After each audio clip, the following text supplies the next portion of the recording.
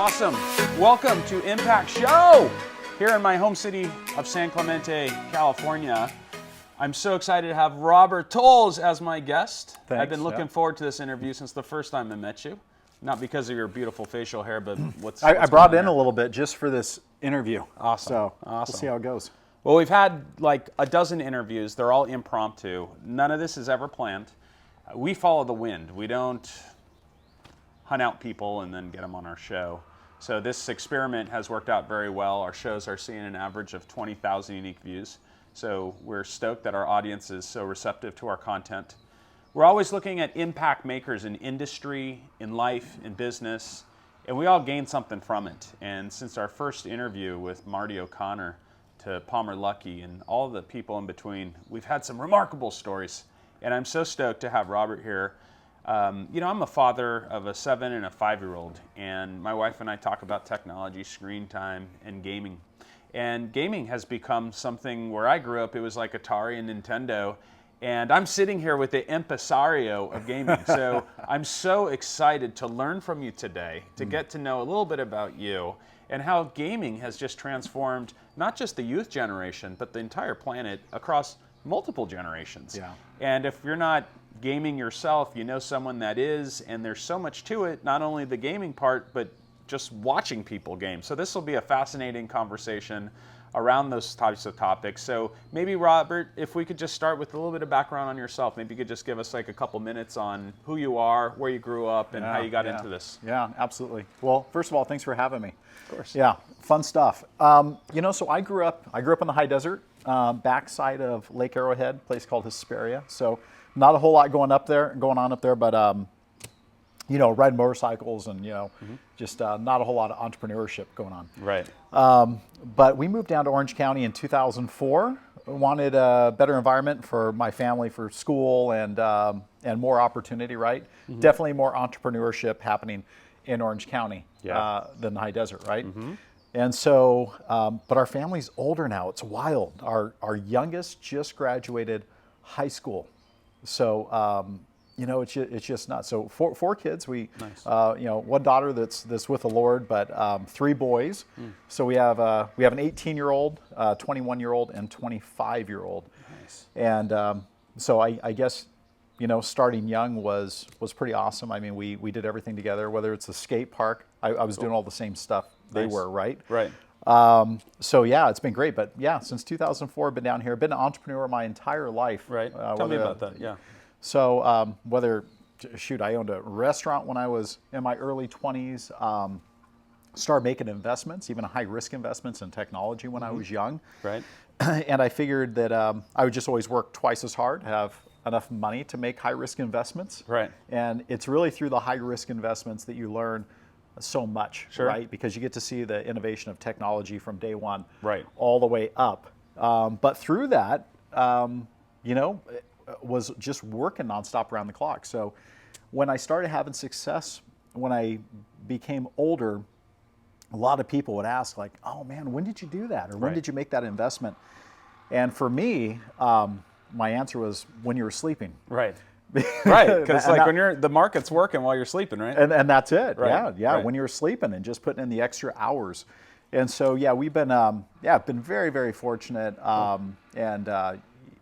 Just going through some of those different investments and given the opportunity to get into gaming about 10 years ago was absolutely amazing. So how'd you make that bridge from high-risk investments? Did something pay off and then that led you to gaming? Can you tell us a little bit about that? Yeah. And then start opening it up into gaming and tell us how you got into that a little bit. Yeah, absolutely. Yeah, so we were doing something really cool on Facebook back in 2009, 2010, to where we were embedding invite codes into Facebook profiles. Mm-hmm. And so people could talk about different products or different services through Facebook, and we were able to track the transactions through their algorithm and start paying people based on the virality of them like virtual selling. Got it. And so it was almost the beginning of affiliate marketing back then in Facebook, right. years What ago. year do you think that was around? So we went into beta end of 2008. Okay. Right. Ended up just killing it. And right. this is when Facebook was more open platform. Okay. So I got a call one day. This was in early 2010. A buddy of mine with a game, kind of a game and design company up in Ottawa called Fuel Industries said, "Hey, I have some buddies down at EA. They want to start a gaming company, but they're kind of freaked out about telling others in the gaming space about their idea because they don't want their idea to be stolen." And I'm like, "Well, I can't build games. I can't steal their idea, but maybe I could write a check, right?" There you go. So we met up early 2010, and we're sitting at a restaurant, and there's this like pile of paperwork sitting there, and three guys, and they're telling me about their experience in gaming and being able to monetize the free user, saying that eventually people are going to be playing games on a mobile device. They'll be able to transact, process fast enough and everything else. So I'm like, yeah, okay, that makes sense. But they said something that stuck out is they said, "Hey, we know the secret sauce to monetizing the free user and getting these microtransactions." And then they showed me what I know now as a GDD, a game development doc. Okay. So they put it down and he said, "So here it is. Here's our idea." And it was a bingo game. Okay. That was it. Facebook bingo game. I can do bingo. Yeah, that's pretty easy. And that's one of the reasons I invested. Because I'm like, I know what bingo is. And the rest of the world probably knows what bingo is. And you know how to get people playing this bingo game and get them to spend money. So me being naive, not really knowing the landscape of the gaming space, at the time, one out of every 100,000 app submittals was a hit. I knew none of this. Wow, that's a long shot. So I write the first check.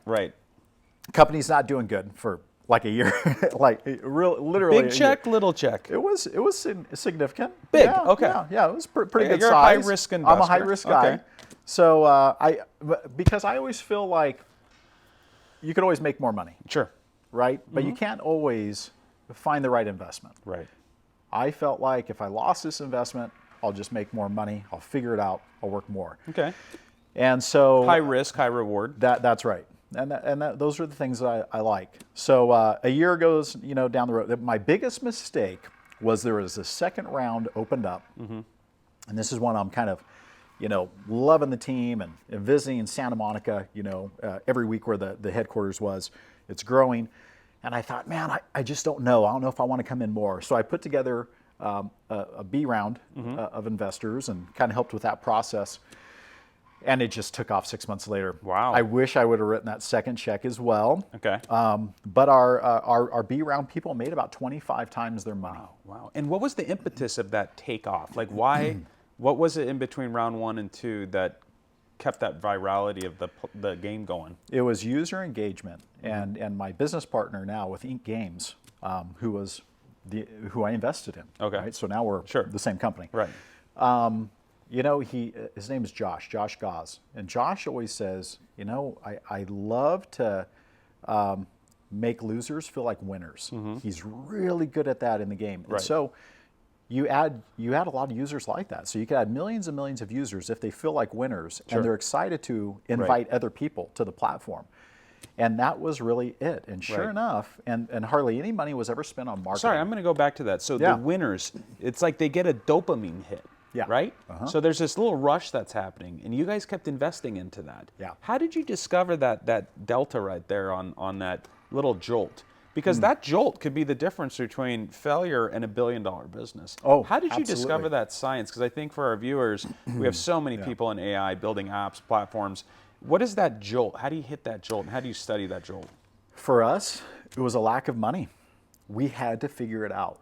Since we didn't have a ton of money in the bank, we had to be smart. And I think the issue with most companies is they have too much cash. And when you have too much cash, it covers a lot of sins, a lot of mistakes, right? We didn't have that luxury. And so we had to make sure that we were paying attention to the user, paying attention to what they wanted. And what they wanted in that particular situation was more access to more bingo cards for inviting people instead of paying for them, right? All these little things. But then when they would be in maybe the Tokyo room for a while playing in the game, they didn't want to leave. They were out of free credits. They would get their wallet out and start spending money. So it's a fine balance. And do you feel that mobile was part of that proliferation, Yeah. if it would have stayed on workstation before the mobile medium grew, Yeah. could that have impacted the business? Was mobile a big part of your success? Yeah, so one of the guys out of the three, his name was Chris Tyler. There was a couple interesting things about Chris. Chris was almost 50 years old at the time, and when I sat down before I wrote the first check, I said, "Well, why do you guys need my money? You know, you're in the gaming space, you're rock stars in the space." And he said, "Well, we don't want to tell anybody else about this idea, Right. because they'll steal the idea." Sure. And he said, "Two, I'm dying of cancer." And he said, I have probably, well, first I asked him, I said, "Well, how long do you have to live?" And he said, "Maybe a couple of years." I said, "How long is it before we know if we have a hit?" And he said, "About 4 months." And I said, "Let's do it." And so, we went all in. Sure enough, he did know the secret sauce. And he went all in on mobile. Okay. He said people are going to be spending money and playing most of these games on a mobile device. Right. He's all the time will come. And at that time, what sticks out of my mind is Candy Crush at the time. Candy Crush. They were getting really good Sure. at what they did back then. Right. And Kind of annoying though with all their sharing on Facebook. For all those people That's that right, asked me to that's play right. Candy Crush, I'm not your friend anymore. Yeah, just that do was it. so annoying. Yeah, but Okay. it's really interesting because we started kind of around the same time. And to fast forward, those guys, I mean, they really went all in on one game. Right. Stuck with it. Their exit ended up being over $5 billion That's amazing. on that one title. Yeah. How did Candy Crush so effectively spam people? How did they get through all the messaging algorithms to be able to continually spam? Like, what is Yeah. that? I've seen a couple other, in social platforms Yeah. where they kind of just creep through where someone is annoyingly sharing their status on a game. Yeah. What is that little sliver that they creep through? Because there's a couple others that come to mind. It's money. They have Okay. a lot of money. Aha. So which is how Facebook ended up monetizing their entire Right, platform. right. Same thing with iOS, Sure, right? Taking sure. a big chunk of all the revenue that's through it. And that's it. It's really pay to play. So that business was called Bingo Blitz? Yeah, so the company was called Buffalo Studios. Buffalo in Studios. So Santa that was a Monica. holding company. Okay. That's right, and there was a bunch of games under development, but Bingo Blitz and Bingo Rush 2 ended up being the ones that took off. It's now the largest bingo franchise in the world. Wow. Yeah, we thought we were doing great, right? It was for us. There was a big tranche that came from Caesars Interactive when they Okay. made the first Sure. the purchase, but then they gave us also 8 times EBITDA. Wow. Ended up being over $100 million sell. So talk about that 8-time multiple. A lot of business owners, they have subscription-based businesses. How do you get a multiple on EBITDA like that? Like, how do you create that 8x valuation? Yeah. I think that's really important to our audience. Yeah, I think for us it was keeping the team small, as small as possible. So nimble, keep it yeah, small. Yeah, making sure that everybody could wear multiple hats. And it really started with the initial team being able to wear all those hats. That way when people were hired, you knew if they were pulling their weight. Okay. Right? So keeping the team small was really important, being cost effective with marketing. Not spending too much in marketing dollars, but getting your users to invite the other players, right? And incentivizing them to do it was a big deal. But shoot, we still went from like 3 people to 80, 85 people within 24 months on the team. So tell me a little bit about the stickiness of the business, because in order to create any sort of valuation to a business, getting that repeat buyer. So if I'm playing bingo and I come back and I play again, the valuation of my business is likely going to grow because of that stickiness. Can you talk a little bit about that value in the business? Yeah, the sticky is super important, especially in gaming, right? And it didn't used to be as easy as it is now. Like when you look at platforms like Fortnite, there is so much cool stuff to buy, right? It's easy to spend money. It was a little bit tougher when we started that, but we were able to get 5 to 6% of our players spending about $50 a month. Wow. Now, that was pretty big Huge. at the time, right? Right. So when we had a small crack team and we're generating that kind of revenue, it was great. So other companies always see more potential than we do. Sometimes we're too close to it, right? Right. And they did. They saw the potential. At the time, Caesars also acquired Playtika, right? So they kind of rolled us both up, Right. started cross-marketing both platforms, and then and they just killed it. And then they ended up selling, not too long ago, about 3 years ago, for over $4 billion. Wow. So they figured out. And this is the Caesars Entertainment that has the same affiliations to Caesars Hospitality, Resorts, Casinos. Yeah. And is it because the entertainment division used other forms of gaming, slots, craps, roulette, things like that? Did they put that on the chassis that you built? Is that No, kind of how it worked? I think they understood. I think at first they're thinking, why are people spending money, in these games without the opportunity to actually win money? Right. But so they brought in a bunch of young people that proved it, right, and it worked, right, and that's what kind of gave them the entree into the space. Sure. And they did well. I just read an article, just 2 weeks ago that entire franchise, I think they're getting ready to IPO for $10 billion. Wow. Yeah. And you mentioned Fortnite. Didn't they recently have some sort of event take place in the billions as well? Yeah, I think they're raising around $750 million to produce kind of the next iteration. So wow, these guys they kill it. What would you value them at right now? Just curious. Oh my goodness, what would that platform be? I'm not even going to speculate. But in the billions. Oh yeah. Okay. Oh yeah. High billions. So this is bees. And this is on pure vapor. There's no physical substance to these bees, which is amazing because this marketplace of just pure internet vapor that just creates billion-dollar valuations is astonishing. Well, and I would think that it's pushing hardware too, because ultimately you need nodes. Whether it's your phone, your iPad, your Mac, your workstation, your PC, you need something to play it on. So display markets must be blowing up, right? I mean, I would think. Yeah, absolutely. Because, you want that experience, right? And you want the processing ability. But, to revisit Fortnite again, they're really, that game's a platform. Right. I mean, if you look at what they did with House Party, it's really a social app. Parents will have they'll call their kids to come down for dinner through the Facebook app or through Fortnite. Yeah, so they'll bring them in, and and I was just reading this morning that they're gonna you could actually watch Inception pretty quick through Fortnite. Oh my gosh. It's gonna be it's where people, not just kids, but adults will start to live in that environment. I'm fascinated by a lot of this. One of our IEC members, Gloria Lee, she introduced me to the founder of Twitch. I'll never forget because we were having dinner at 21 Royal, which is this very special place at Disney. It was Walt Disney's original apartment. And he flew in, and we're sitting here with the founder of Blizzard Entertainment, Michael Morhaime, and a few other gamers.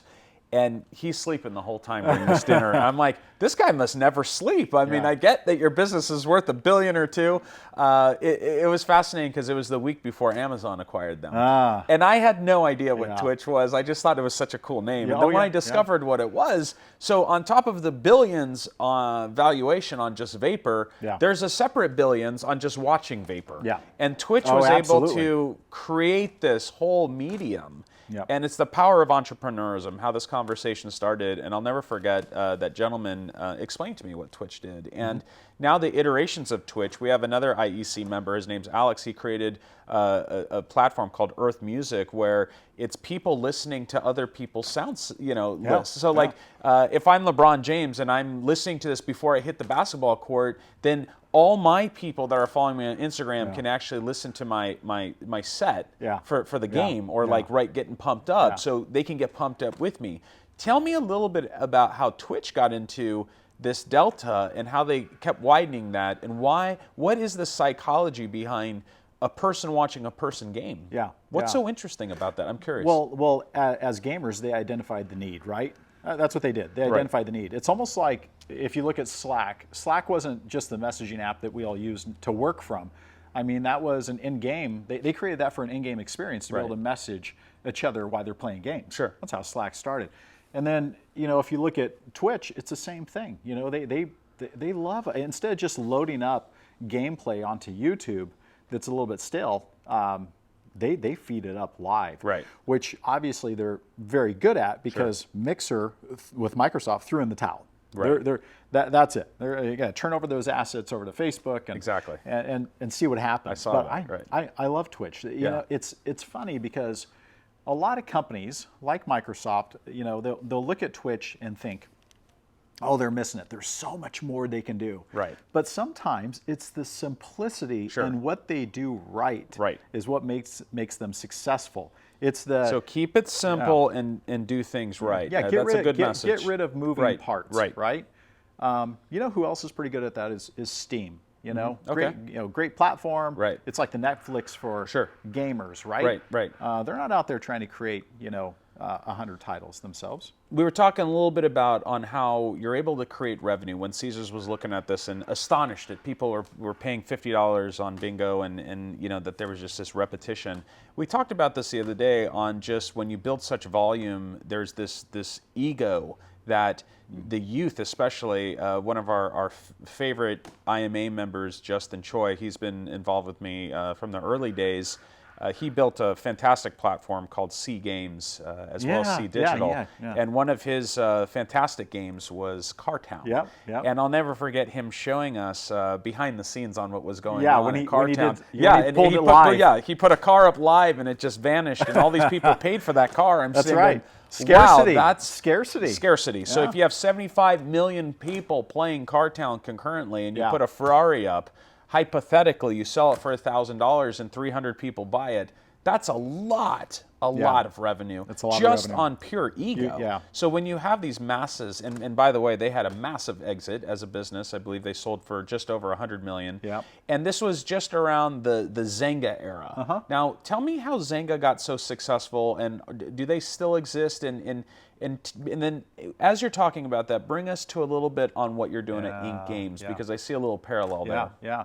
Yeah. Zynga is still around. Okay. And they're in the process of almost reinventing themselves right now, but they're being smart with acquisitions. So they just announced they're buying, or they just bought Peak. Okay. I think Peak is out of Istanbul. Okay. And it was a 1.6 billion purchase. My goodness. I mean, they're smart.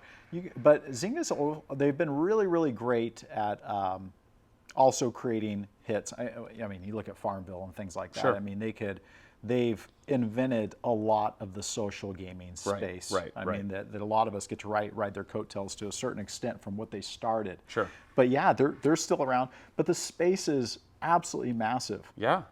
So let's talk about the absolutely massive part.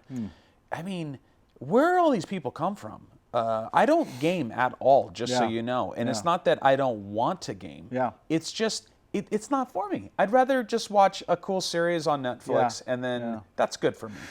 Maybe not for you until the right title comes out. Right. I mean, it's very interesting. People, we think. I mean, I was on the plane the other day. This guy's a cowboy sitting next to me, and he's on Candy Crush, right? You just don't know sometimes. Right. But I think was it around 53% of the world's population is a gamer. 53. Gamer somehow, some way, playing something, because we all like the gamification aspects of a lot of different things. Can you talk a little bit about the demographics of gamers? Is it mainly men, women, young, older? Is it just a cross-pollination of everything? Oh, you sound like one of our bankers. Just like, tell us, who is your audience? It's hard. I guess who isn't gaming? Yeah, it's who is your audience? Right. It's become the entire world. And I think back about how Zynga with Farmville, they were given this incentive. I think you could win this tractor or earn this tractor in Farmville if you were to go play Mafia Wars. Okay. So you had these 70-year-old women playing Mafia Wars to get the free tractor over in Farmville.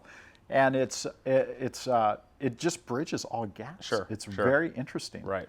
Yeah. So it's everyone at some levels gaming, and you have console games, you have social games, you have online games, you have various versions of gaming now. Absolutely. And so bring us to what you're doing today. What's Ink Games?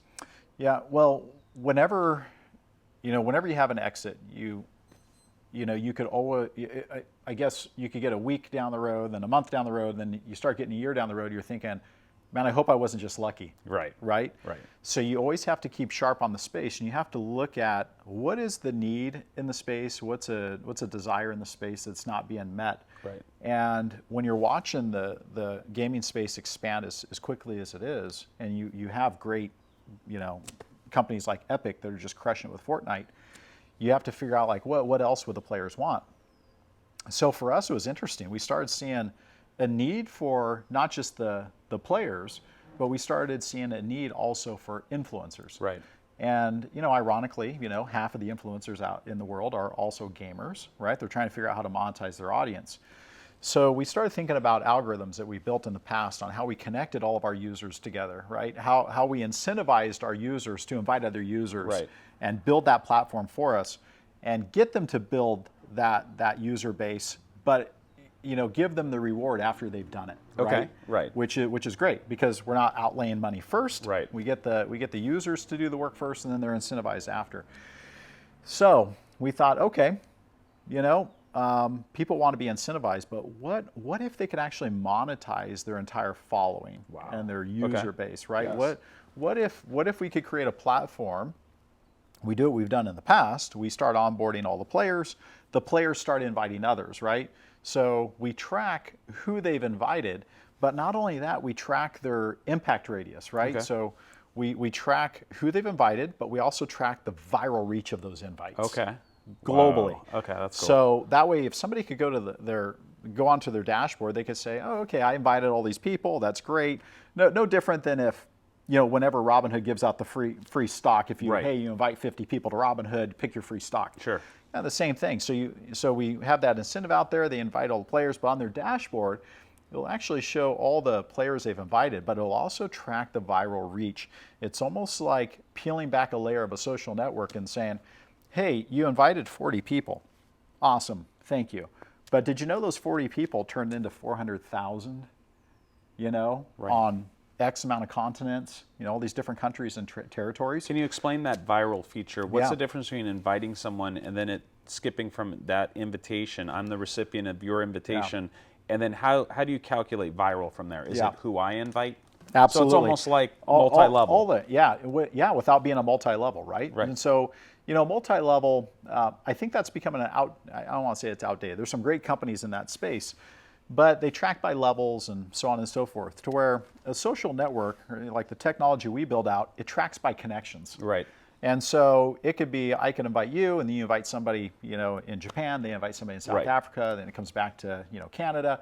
So we could track that globally. Right. We could It's on the same level. It's just like a web. Yeah, that's right. It's Okay. this big sphere, and it just goes crazy. So everybody is their own root, right? So their own root, like their own code, and then as they invite others, this just tracks it, through each country, each territory, Right. and there's no end. And how we run all of our math is we could actually fractionalize every single dollar into a billionth, right? Wow. So we're not just going to be, paying people for those personal connections and the spend of those players on our platform, because it's our entire marketing budget. We're basically going to give our entire marketing budget to our players Right. as they spend money, through our platform. But we're also going to track their viral impact, their entire impact radius, and they will get paid for that entire reach. Awesome. So not just the personal invites, but also the virals. But then also randoms. Right. There's value to randoms, just Okay. like when we connect to different people on Instagram. Sure. That's going to be worth money too. So when we look at some of the influencers that we have teed up already, it's really cool because some of them have millions of followers. They have no idea how to monetize them consistently. Right. And that is going to be our job. So everybody on our platform gets their own Inc. ID. Okay. It's like their embedded referral code. They could shoot that out through any social medium. Okay. As their following starts to onboard, it's all free, right? They start onboarding for free, and then immediately they could start seeing them pop up on their dashboard. When those people start to spend money, they get paid. We track it by the second. Okay. Everybody So is real spending- time. Real time. And we track the viral reach. Something I'm really excited about, I spent some time in South Africa last year, and myself and a couple of friends, and they do some mission stuff over there, and we were going through some of the townships. And in these townships, there's, the house is hardly standing, but they have a smartphone. Right. I'm so excited with the fact that eventually we will be in that area. They will have an Inc. ID. They could start inviting everybody they know onto the platform, and inevitably we're all connected. they will start having people pop up on their dashboard from the United States, from Canada, from Mexico, spending money, Right. and they will get a portion of all that. Okay. So you'll all of a sudden see somebody that usually wouldn't have opportunity, right? Right. They're in a township, and next thing you know, they're making six figures. Take me through the Inc. ID. How do I get an Inc. ID? How do I protect my territory, or do I have a global? Can you explain that? Because this is very unique. What would you call this? Yeah, so it's the platform right now. We're just in the alpha stage right now, right? And so it's invite only. Right. There's no orphans, which means nobody could come directly to the company and get an invite code. Okay, got it. Two reasons we do that. One is we try to control the volume of people coming into through the alpha phase. So everybody has to know somebody already to get onto the platform. The other thing is as a company, we don't want to compete with our users. Sure. So say I'm an influencer, or say I'm a high school kid, and I'm like, I'm going to invite my buddies, I'm going to send them my Inc. ID so they can onboard onto the platform. The kid gets home, and they're like, man, where did my buddy send that Inc. ID to? Did he text it? I'm just going to click on the company website and get my Inc. ID. Right. All of a sudden, we just cut the poor kid out that told them all about the platform. Right. So we've learned to make sure there's no orphans. Right. And everybody's connected to somebody. And we'll keep it like that as long as we can. The other thing I'm excited about is, companies like LinkedIn or platforms like LinkedIn they tease you a little bit, like, hey, this is a second connection, or this is a third connection. Sure. This will be the first time where people actually see their true viral connectivity, Right. and they get paid for it. And so, it's our job not just to create our own titles, right? I mean, we are game builders, and we're pretty good at it. But there's also some amazing developers that are creating just great assets that don't have distribution yet, don't have a home yet. So we do want to be that platform. That's to wonderful. where they So can you're building the architecture right now. We are. And this sounds to me a cross between gaming, social, global, and commerce. Yeah. So you're building this tapestry. Never been done before. Never been done before. Right here. Nope. Started work. How do our we've begun the patent million process. members and the global IMA get involved to support this? This is very compelling. Yeah. Well, one is by getting an Inc. ID, and it takes 30 seconds just to get loaded onto the platform, and then that gives them the opportunity to start just reading about it, get newsletters, things like that. We'll start talking about our first game that's under development. Yeah. I don't know if you have your Inc. ID. You do have your Inc. ID. Kevin does, my partner. Yeah, he's all over it. All right. Yeah. So that's right. Kevin does. Yeah. Actually, he's involved. He loves it. Smart. He's getting checks already. I know. He was sitting here with us 2 weeks ago. You remember? He said he got his first check. People are getting checks. So tell us how that check process works. Yeah. You know what? When you're trying to get a user base engaged, you kind of ask them, well, what do you want? Not everybody could be an investor in our company, right? Because whatever. The government hates it when just the average guy can invest for some reason. So we have to give somebody something they can invest. Sure. So there's a few really cool platforms out there. I won't say the name of them, but these guys have done a really good job of getting this user engagement before the platform launches. So we thought, okay, what do people want? So we started asking some of our early users. And they said, well, we'd love some sort of ownership even before the platform goes live. And we thought that'd be really cool if people could buy their territories, like if they could buy their zip code, or if they could buy their postal code if you're in a different country. And then when users start to populate in these postal codes and zip codes around the world, on your dashboard, you could see how many people were in that zip code, what they were spending money on, and if you got a piece of it. Right. So it's like you own this virtual territory that is kind of looking down on all these areas of where people are spending money, and you get a piece of it. So it's like them owning, just this virtual in-game asset. The cool thing about owning zip codes and postal codes, though, is it's not just for one game or our games. Right. As we start to load more and more titles onto our engine, everything that we load up, and whenever somebody is spending money in the territory they own, they get a portion of it. Okay. And it varies between different games and titles. Right. So it's not just so one game. If they're in the game, like let's say Kevin is in Newport and I'm in San Clemente, and he owns that zip code, and I'm in the game, and he invited me on his Inc. ID. I buy something in the game, he gets a portion of it. He does. It's amazing. Yeah, he does. And this is, and we have plans to go into 160 countries and territories. Continued success. And so that's just one. That's just one. When you're looking at the dashboard, that's just one thing you'll be able to click on. Is like, I wonder how my assets are doing. I wonder how my zip codes are doing and my postal codes are doing. And then you'll be like, I wonder how my invites are. I wonder how my viral reach is doing. So the dashboard will continue to track all the revenue running through the platform and how much you're making by the minute. And so, and have you created any games yet for this? Or we have one game in development because we couldn't help ourselves. Being a AAA shop, we're like we got to create something totally awesome. I'm not going to say the name of it yet because we're hammering away on trademarks. But you're going to break it on impact first, okay? Actually, I will. I'll break it. It's super cool. Awesome. But but the bottom line is what we're building that does not exist anywhere is a tracking and payment engine. Right. We're tracking all of our users. We're connecting all of our users together, and then we're sitting that on top of a payment engine. Right.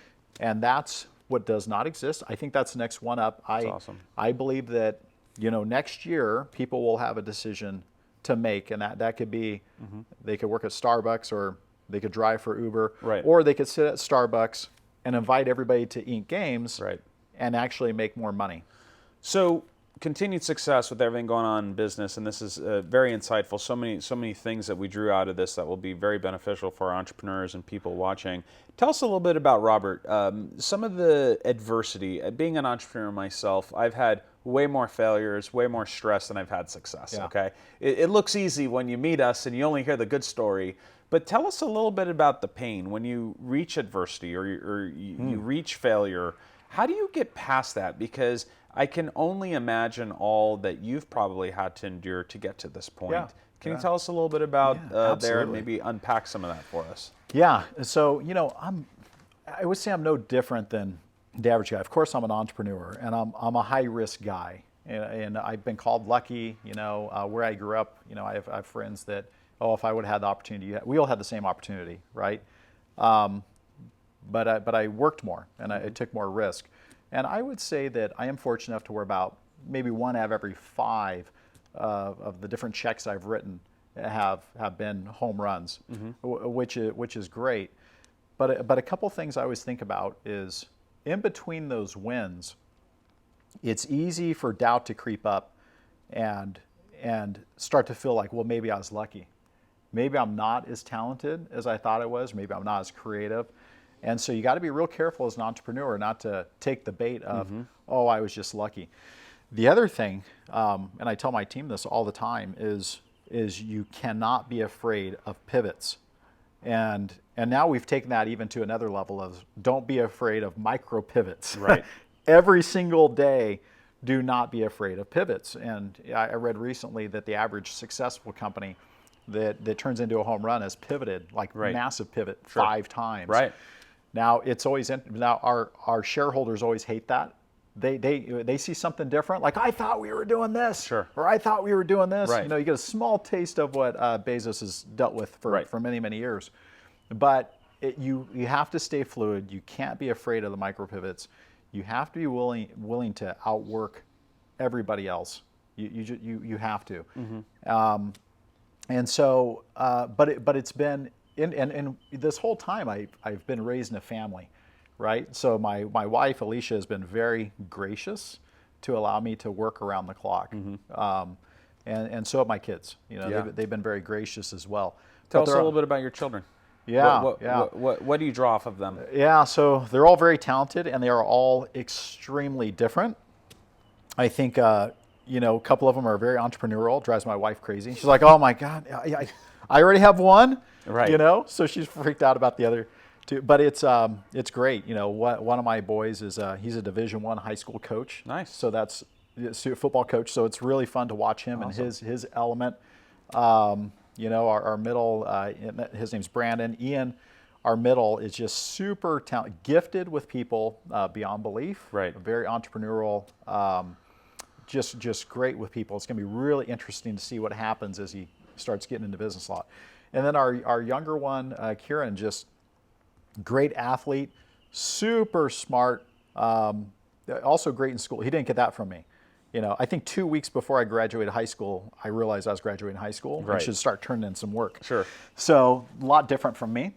But he's very well-rounded. I say that all the best attributes for all of them come from my wife, right? That's for sure. She's very well-rounded and balanced. But they're great. So we've always had a pretty loud house, and I just absolutely love that. And so, yeah. Are they gamers? Two of them are. They kind of all are. Yeah. They all have their favorites, right? But I would say at this point right now, our younger one is he definitely a gamer, like kind of all in. Right. And he's trying to figure out how he could become an F1 driver through simulation. I mean, he just. It seems like you could learn a lot in simulation. I mean, Yeah. there's people that can literally learn how to fly an airplane and then go fly an airplane without it's crazy. ever once being in a cockpit. That's crazy, it's the wildest right? deal. And the same thing, Formula One driver, same thing. Yeah. You can learn that in a gaming environment and then get behind a car and actually drive it. Yeah, technology is really advanced. And look, and my kids, I have no idea where they get their money. So I know they're hard workers. Maybe they get them from in-games. But maybe. But I never had that much money when I was their age. But I came home from a trip recently, and my son Kieran, he was like the $8,000 new gaming setup in his room, and I'm like, this is absolutely wild. Amazing. The boxes come in for days, and so. But it's super fun. When I grew up, I grew up drag racing, right? So I wanted a really cool car in high school, and so I built my own car. I could build motors and transmissions, and everything was more mechanical then. Right. So I could work with my hands, but these kids, they have a whole different skill set. I love it. Crazy. There's a couple. I'll just wrap up here. Recent interviews and some partners. So like Jeff Volpe of ViewSonics, very involved with us. Yeah, I talked to him the other day. Paul Lucky, who I interviewed prior to our show, founder of Oculus, virtual reality. Can you tell me a little bit about the display environments and what do you see as a trend going? Is it going to be more into VR? Is it going to be more into displays? Is it going to be a cross between two? Is it going to be mobile, or is it a little bit of everything? Any thoughts there? Yeah. Mobile is just going to become more and more prevalent. It just is. The time's also going to come for VR. I mean, when I saw that Fortnite was going to stream Inception, I thought these guys are brilliant, because that is the world that will eventually be produced, is actually building an environment bigger than Roblox, but actually building an environment, in-game environment, and making a living doing it. It is coming. Yeah, it is coming. So when you talk about display, VR, AR, it's going to be a whole new world. You mentioned Roblox, and as my last question as a parent, selfishly, I need to ask you, when is the right time to introduce gaming that's going to be an uplift, an educational experience, versus just another screen to look at? Because screen time is such a concern among parents, and it has been for several years. Any thoughts to that? Yeah, it's funny because you go to restaurants and all that, and you see all these kids, on these mobile devices, and unfortunately, a lot of them are just watching movies and things like that. I would say first of all, if you're at dinner and all that, they could put the phone down. You know what I mean? Yeah. But when they do have screen time, it should be something like Roblox. I mean, what they're transacting money in it. I mean, it's great. It's a learning environment. It is. Right. It is a learning environment, and it's going to become more and more like that. Sure. And because intuitively, we learn through a gamified process, no matter what it is. And so, I think it's actually pretty cool stuff. Cool. Well, we're gonna slowly ease them into that. So I really am so thankful for our friendship. Yeah, me too. Ladies and gentlemen, I present to you Robert Towles, and Robert is a great example of the type of resources that the general Internet Marketing Association, our global community, have access to. We're so blessed to have met you through Kevin Maloney, my partner in the IEC, that introduced us. And I don't know what it is. It's not just about a person's success or their wealth or their exits that I read about. It's the aura that I get from them, and it could be anyone across any means, culturally, financially, doesn't matter. And I do remember bringing Elon Musk here to Orange County several years ago, back when Tesla was just about to pop. And I felt that same aura around him with the transformative work that he's been doing around alternative transportation, space travel, all the above. And we get that same vibe from you when it comes to what you're doing. Thanks. And, it's that sort of aura in leadership in any industry. I'm in relationship building, right? And hopefully I present that aura to my own company. And that's how you build industries. And, we're so thankful for you to be on our show to share some insights on where this whole industry is going and how the IMA can be involved with you. Yeah, absolutely. If you like the type of content that you're seeing and hearing, like us and subscribe to us and share our show with folks. Do appreciate your coming here. Yeah. And let's look at this. We're in the virus moment you're in the right virus. now. That Did you was see a how challenge. I blocked the handshake? That was so funny. Sanitization and hygiene. Hey, Number look, one. I just got back from Wyoming. I could do that. Awesome. Thank you and thank you. Thanks so much. All right, now give me a beer.